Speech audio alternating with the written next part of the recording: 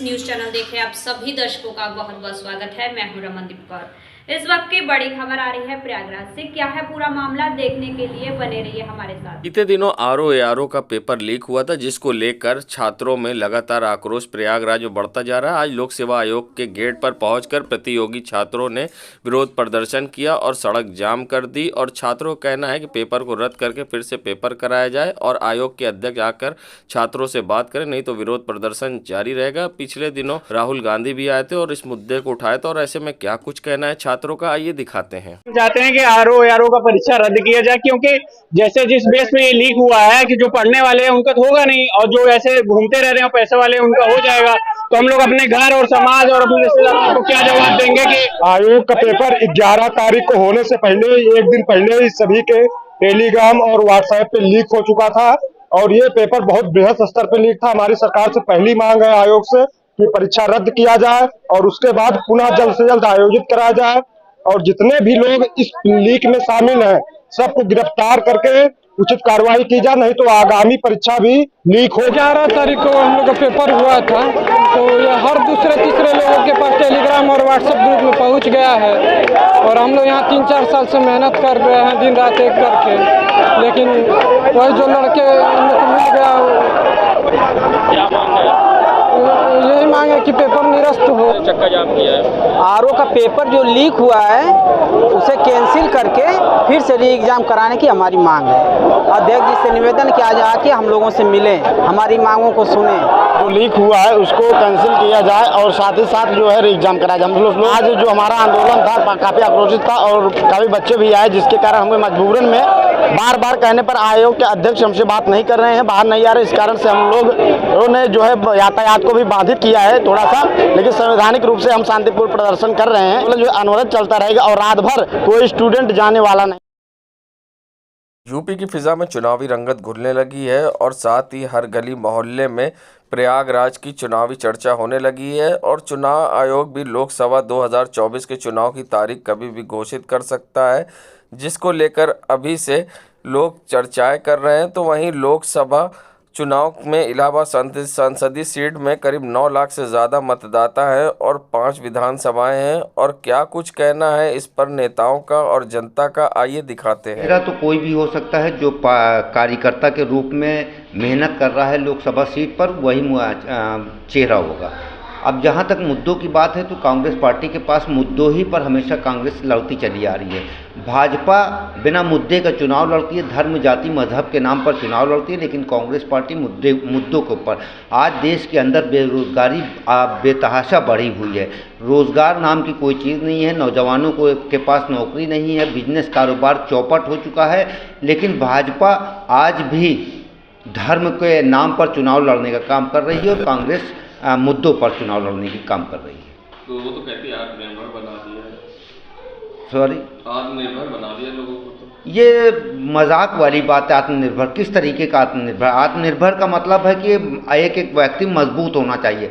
आज देश में जिस तरीके से बेरोजगारी है, जिस तरीके से महंगाई है, जिस तरीके से लोग सड़कों पर भीख मांगते हुए नजर आ रहे हैं, वो आत्मनिर्भर, अगर इसी को आत्मनिर्भर कहा जाता है तो हम इसको सिरे से खारिज करते हैं। नफीस शर्मा, पूर्व नगर अध्यक्ष कांग्रेस। कौन प्रत्याशी होगा ये तो पार्टी के शीर्ष नेतृत्व तय करेगा, लेकिन भाजपा हमेशा विकास के मुद्दे पे ही चुनाव में जाती रही है। इस बार भी हम विकास, लॉ एंड ऑर्डर, इन्हीं 2 मुद्दों पर मुख्य रूप से चुनाव मैदान में जा रहे हैं, जिसके लिए जनता ने हमको बहुत समर्थन भी दिया हुआ है, क्योंकि विकास ही भाजपा का मुख्य उद्देश्य है।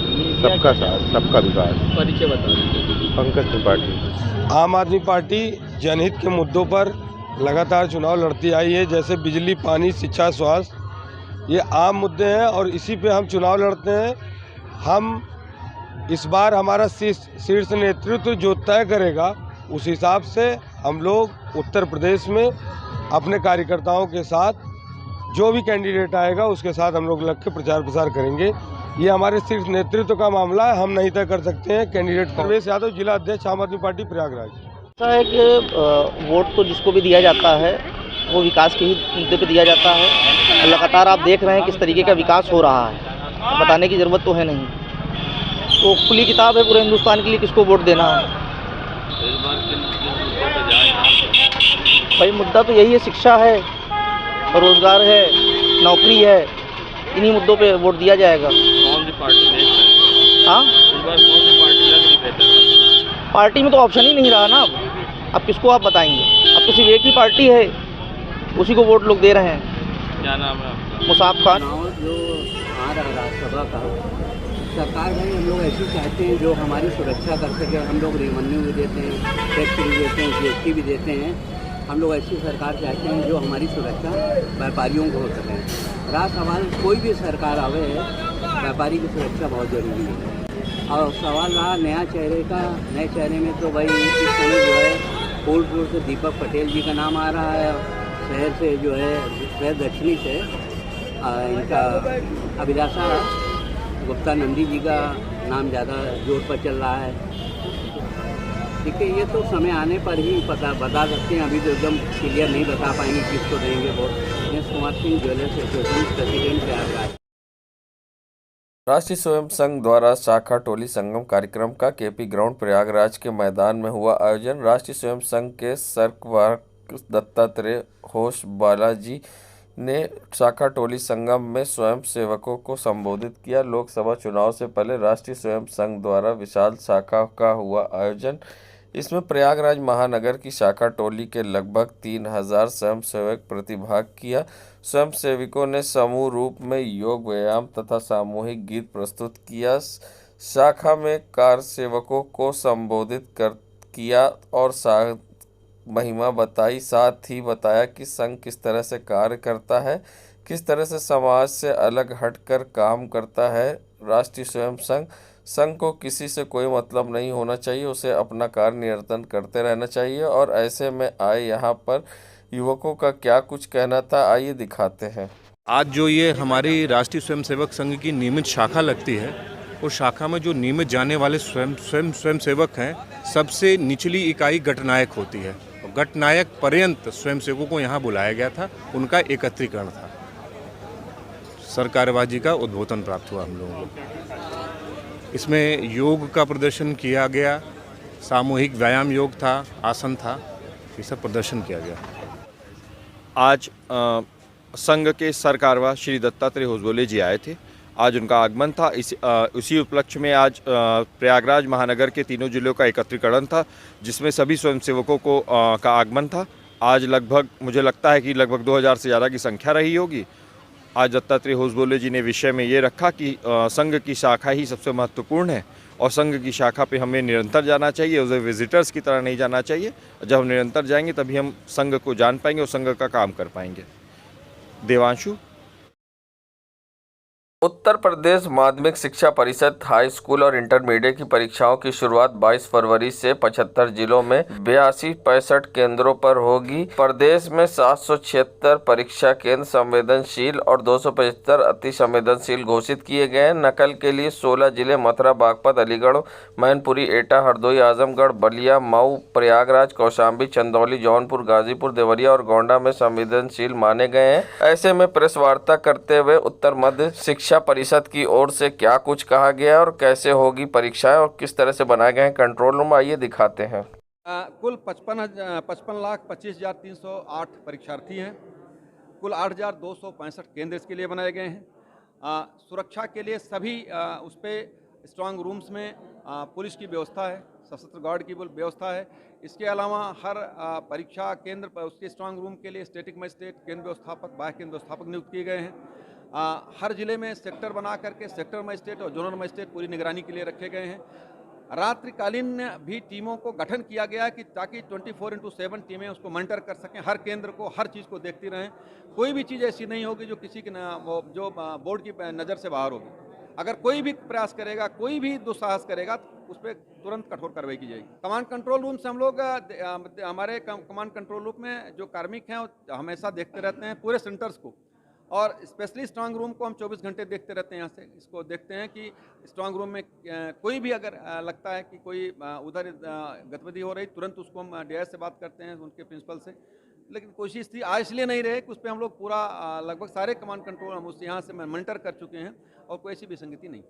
5-6 क्षेत्रीय कार्यालय हैं जहाँ पे इसके अलावा हमारे यहाँ मुख्यालय के अलावा कमांड कंट्रोल हैं।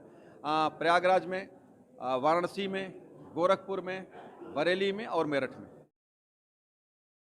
संगम नगरी प्रयागराज में जहां बीते कई दिनों से लोगों को काफ़ी परेशानी का सामना करना पड़ रहा है, क्योंकि बता दें आपको, रिलायंस जियो का नेटवर्क पूरी तरह से पुराने शहर के कई इलाकों में ठप पड़ा है, और जिससे कि लोग कॉल तो दूर ना मैसेज कर पा रहे हैं, ना ही नेट यूज़ कर पा रहे हैं। और सबसे बड़ी बात ये भी है कि लोगों को दूसरे नेटवर्क का सहारा लेना पड़ रहा है, क्योंकि जियो का नंबर लोगों के पास ज़्यादातर है, और जिसके बाद इस तरह की नेटवर्क की समस्या होने के कारण लोगों को काफ़ी परेशानी और असुविधा हो रही है। बता दें, पुराने शहर के दरियाबाद, मीरापुर जैसे कई इलाकों में नेटवर्क पूरी तरह से ध्वस्त है, और जिसके कारण लोगों को काफ़ी असुविधा हो रही है। करेली में भी रिलायंस जियो के नेटवर्क में लोगों को परेशानी का सामना करना पड़ रहा है, तो अल्लाहपुर में भी यही हाल है, जिससे अब लोगों को काफ़ी परेशानी हो रही है। पिछले एक हफ्ते से रिलायंस जियो का नेटवर्क ख़राब होने के कारण इस क्षेत्र में अभी तक समस्या का हल नहीं निकला। अब देखना होगा कि जियो की कंपनी कब इस पर ध्यान देती है, या फिर इसी तरह से ग्राहक परेशान होते रहते हैं।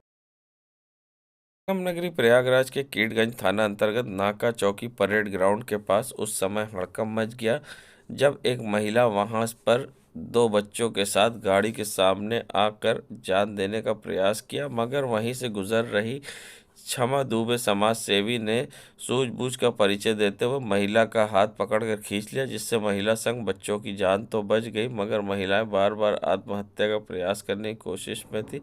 जिसके बाद क्षमा दुबे समाज सेवी ने महिला से पूछताछ की, और जिसकी सूचना तत्काल कीटगंज पुलिस को दी कि किसी समय में महिला कुछ भी कर सकती है। मौके पहुंची कीटगंज पुलिस महिला से पूछताछ में जुट गई, और कहाँ की महिला रहने वाली थी इसकी जानकारी जुटाने में लग गई। महिला ने जिस तरह से आत्महत्या का प्रयास करने की कोशिश बच्चों के साथ की, तो समाज सेवी ने सूझबूझ का परिचय देते हुए महिला समेत 2 बच्चों की जान बचाई। देश दुनिया की खबरों के लिए world media times news channel को सब्सक्राइब करें।